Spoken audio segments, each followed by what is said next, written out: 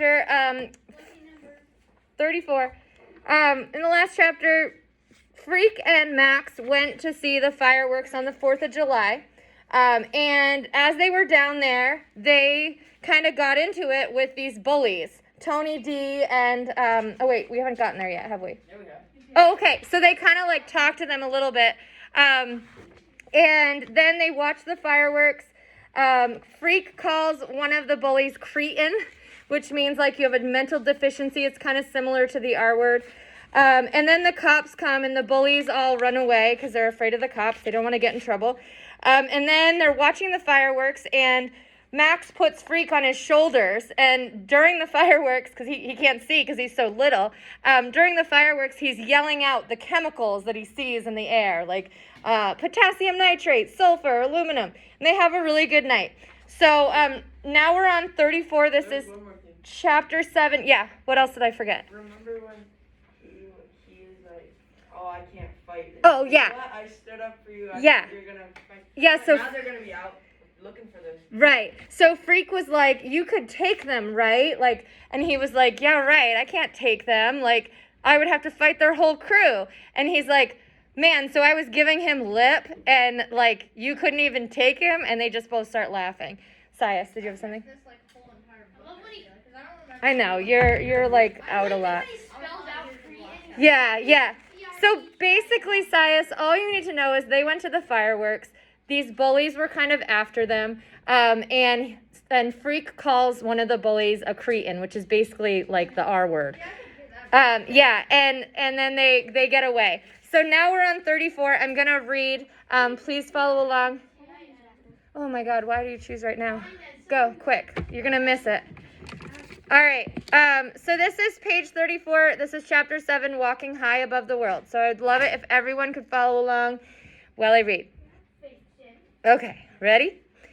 You ever notice how the smell of gunpowder makes you thirsty? Because after the fireworks, I'm aiming us for where the food carts are parked along the street, thinking about an ice-cold lemonade, how clean it will taste. And for a moment, I almost forget that Freak is riding on my shoulder. So he still has Freak up there. They're headed towards the food and drinks because they're feeling hungry and thirsty. Amazing perspective up here, he's saying. This is what you see all the time.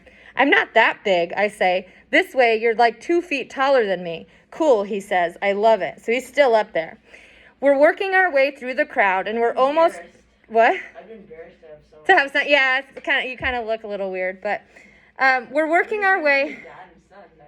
We're working our way through the crowd we're almost to the food carts when Freak tugs on my hair. Cretin at 2 o'clock. So he's still up there. They're going over to the food, and all of a sudden they see one of these bullies, and he's like, Cretin at 2 o'clock. Like that. He's like, it's over there. Like have you ever heard that expression? Like at 2 o'clock. Yeah. So it'd be like right here. If you were facing forward, that's 12, and then you go over here, it's 2. So like telling him where these bullies are at. Cretin at 2 o'clock, he says, real urgent. 2 more at 3 o'clock. So they're like surrounded. There's these bullies all around them. I go, huh? What? The Blade and his gang, Freak hisses. They've locked onto us. Their trajectory is converging. Go to the left, he says. Make it quick if you want to live. So he's like directing him, like, go away from the bullies. Like, go this way. Okay. Shh. Top of 35. Too bad I'm a little confused about rights and lefts. If I don't think about it, I know. But if I have time to think about it quick, my mind goes blank. Right, left, what does it all mean? So in the moment, he's like confused. Phoebes, follow along, please. Left, Freak says, and he kicks me with his little foot like he's digging into a horse, and it clicks in my head. Go that way. Follow the feet. Faster, Freak is saying, and he's urging me on. It's lucky for me the little dude doesn't have any spurs, but I don't care. I just want to get clear of Blade. So he's like digging his heels in, telling him where to go to get away from these guys. Warp factor 9, Freak is shouting. More speed, oh mighty beast. So he's like, run, come on. Now I'm running at a full gallop, weaving through the crowd, and I don't even need to look back. All I have to do is follow the way Freak is kicking his feet, steering me. I'm pretty sure we're getting away until this punk comes out of nowhere. He's one of the Blade's gang, and he's got this big, ugly grin. Over here, Tony, got him cornered. So now they're like right there, and they can't really go anywhere because this bully's like right in front of them. What do I do? I say to Freak. He goes, I'm thinking. I can hear Blade before I can see him. Hear his wicked laugh, so mean and dirty it makes my stomach freeze up and my knees feel squishy. You, the freak, you and that giant retard. Ooh, I hate that word. I'll cut you down to size. Dice and slice, baby. Freak show time. So now Blade has got them cornered. He's got a knife on him, and he's like slice and dice. He's like coming after them. What? Okay. I missed it. And now I can see him. See that cruel pointed white grin and his eyes so dark and cruel. And he's swaggering through the crowd. He's got us surrounded with punks. So Alyssa, they were walking to the food courts to get some food, and the bullies are coming after him now. So they're like surrounded. We're on the top of 36. So, what did I say before? And now I can see him, see that pointed white grin and his eyes so dark and cruel. And he's swaggering through the crowd. He's got us surrounded with punks. So they are like surrounded with these guys. Everywhere I turn, there's another mean face trying to look as tough as Tony D. In a small voice, I say, tell me what to do. And Freak pats me on the shoulder and says, just give me a nanosecond to process the alternatives. So Freak's trying to figure out, like, where do we go? What do we do? Slice and dice, that's Blade, and he's reaching into his back pocket. Make it quick, I hiss, and then Freak is kicking my right shoulder, and I turn that way, and he's going, go, go, and I run right over this punk. He's so surprised he loses his bubble gum, and he tries to grab my leg, but I kick free. So they run right into one of them, and he knocks him over. And the guy tries to grab Max's leg. He tries to grab my leg, but I kick free, and I'm running right and then left, running blind, and just letting Freak decide which way we should go, because he must have a plan, a dude as smart as that. Which I'm right about. He does have a plan. Only the plan is to run into the smelly mill pond and drown us both. So the only place they can go to get away from these guys is into the pond. So that's where Freak is sending him right now. Remember, he's still up on his shoulders. He's directing him where to go. But he notices they're going for the pond. Go on, he's shouting from up above my head. Trust me, we'll be okay. Blade is shouting too, and I can hear his feet pitter-pattering behind me, catching up. Warp speed, Freak is shouting, and he's kicking with both feet now, which means go straight. Head for the H2O. The pond is right ahead of me, and I'm... It's too hard for him to say water. He's a nerd, so he likes to say what he wants to say. Let him be himself. The pond is right ahead of me, and I'm sort of running along the edge, crunching over the bottles and cans and candy wrappers. So he's on the edge of the pond right now. And then I hear this zingy sound, top of 37 now. And I just know that Blade is swinging a knife. So he hears this sound, and he's like, oh my God, he's swinging a knife through the air, cutting the air right behind us. And there's nowhere to go but into the pond like Freak wants me to. I almost lose it right there, taking that first step, because it's a gunky pond and the mud is really oozy and deep and it sucks right up to my knees. So they're headed into this nasty, muddy pond right now. But I'm so scared of getting cut by Tony D, so scared he might bite me with those wicked teeth, I just keep going. There's this great ugly sucking sound as my feet come back up out of the mud, and I stretch out as far as my legs will go, and I take another step, and I just keep going. I'm going so fast that the water is up to my chest before Freak gets my attention. He's tugging at my hair with both hands. Whoa, he's saying, slow up, we did it. The mud is up around my knees, and it's real hard to turn around. So he's stuck in the mud right now. Finally, I get so I'm facing back at the shore, and there's Blade, just his head above the water. So Blade has followed them into this pond. There's Blade, just his head above the water, and he looks all white and scared. Matthew, can you wake up, please? Help, he's blubbering. At least pick your head up. I feel like you're sleeping on me. And there's Blade, just his head above the water, and he looks all white and scared. Help, he's blubbering. So Blade starts to choke and drown a little bit. So he's kind of in trouble. Help, he's blubbering, choking on that dirty water, and then his punksters are splashing in to rescue him. Man, they can hardly get him loose, the way he's stuck deep in that mud. And before they drag him to shore, they're all covered with slime and mud. So some of his bully friends come after them too. Oh, I missed my spot. Where am I? They're gasping like fish, almost too tired to cuss us out, but that doesn't last. Do you have lessons? Yeah. Okay. That's okay. I'll catch you up tomorrow. Blade is covered with mud right up to his neck, which on him looks natural.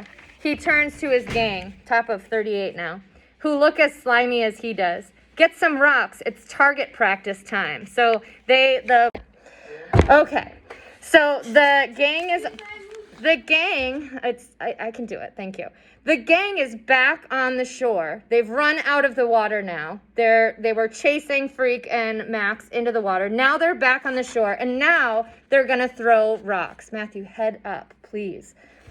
So, he turns to his gang, who look as slimy as he does. Everyone's tired. Get some rocks. It's target practice time. What do we do now? I ask, because the mud is still sucking me down. It's over my knees now, and the water is right up under my arms, and even Freak's feet are getting wet. Wait, Freak says, the cavalry is coming. Can't you hear the bugle? I'm listening, but I can't hear anything except for Blade and his gang and how they're scrambling around us trying to find some rocks to heave at us. I can see Blade rearing back to throw, and the first one misses us. So now they're on the shore throwing rocks at them. Can you move? Freak says. I don't think so. It's true. The mud is up over my knees and I'm locked in place. I can't even fall down. That's how stiff it is. I'm like a big fence post, and everybody knows a fence post makes a good target. More splashes as the rocks fall short. At first they're throwing stuff that's too heavy. Pretty soon they smarten up and Blade says, smaller rocks, get me smaller rocks. So they notice it's not working. They're throwing too big of rocks. They're not hitting them. So they get smaller ones. And I know in my heart we're doomed. Then up above me, there's this really loud, high-pitched screech. Freak has his fingers in his mouth and he's whistling. So Freak does one of these whistles. You know these ones where you put two fingers in your mouth and it's like ear piercing? It's so loud. So he does one of those, really loud. Freak has his fingers in his mouth and he's whistling, real shrill and shivery and so loud it almost hurts my ears. And then I see what Freak has been seeing all along, a cop car cruising real slow along the road around the pond, which is what they always do after the fireworks. So Freak calls over the cops. Freak is whistling and the cop car spotlight comes beaming around the pond until it settles on us. I'm blinking because the light is so bright, and Freak is making a fuss and waving his arms, and we hear the metal megaphone sound of the cop voice ordering us not to move, like we could even if we wanted.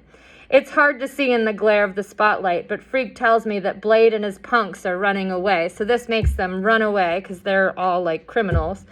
Like snakes on sneakers, Freak says. Officers, Freak is shouting into the white light, we request assistance. They finally have to use ropes to pull me out of there. So the cops come, the bullies run away, but they have to get them out. And they're stuck in this mud. I don't know if anybody in here has ever been stuck in mud, but like you get stuck in mud and you're stuck there. Like I remember when I was little, I used to live on the water, and underneath the water when the tide went out, it was like mud. And I remember I was like 7 years old and I would go out there in my big lobster boots and like find stuff. One day I got stuck in the mud and I had to scream for my dad because the tide was coming in and I could have drowned. Like an hour went by and then finally he came and got me. It was scary. But you like can't move, like you're stuck. So the cops get ropes and pull them out. Freak won't let go. He stays right where he is on top of my shoulders, even when this cop in a boat tries to lift him off. So Freak will not leave Max. And then we're up on the bank of the pond, and everybody is being real nice and giving us blankets and coats and saying they know all about Tony D. They'll keep an eye on him, and don't you worry. So now the cops have them. Okay, boys, you better give us your names and we'll call your mothers, this one cop is saying. And there's this other guy who is looking at me funny, and he says, hey, isn't that Kenny Kane's boy? So one of the cops looks at him and he's like, isn't that Kenny Kane's boy? Must be. Old Killer Kane. Is he still inside? So he's like, is he still in prison? One of the cops is like, that looks like Kenny Kane's boy, the murderer. Freak is still holding tight to my shoulders, and when they ask him for his name, he says, we're Freak the Mighty, that's who we are. We're 9 feet tall, in case you haven't noticed.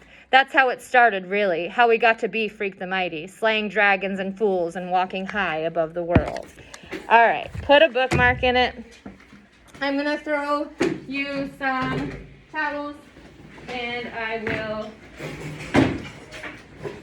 spray your desk. Quarterback is settled.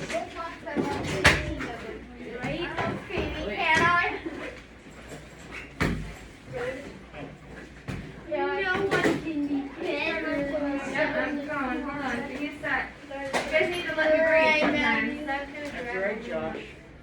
I also like am a human too and get to take my time on things.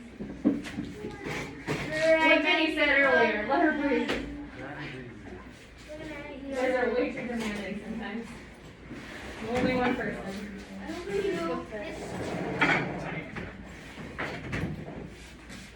Doing my best. Can't be superwoman. You can if you wanted to. Oh my god.